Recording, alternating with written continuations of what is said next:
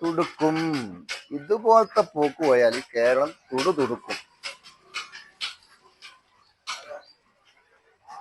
ചുവന്ന് തുടുക്കും എന്നുവെച്ചാല് കേരളം കാണാൻ തന്നെ ഒരു ഭംഗിയായിരിക്കും.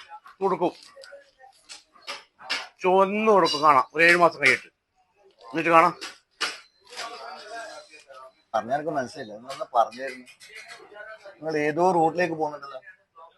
ഞാൻ പറയുന്ന എന്തോ, നിങ്ങൾ ചോദിക്കുന്ന എന്തോ. എന്താ പ്രശ്നം? എന്താണ് നീ എന്നാണ് നീ ഇപ്പം പറഞ്ഞു വരുന്നത്? ഇപ്പോഴത്തെ ഭരണ മഹിമനെ പറ്റിട്ടല്ലേ നീ പറയുന്നത്? നിർത്ത്.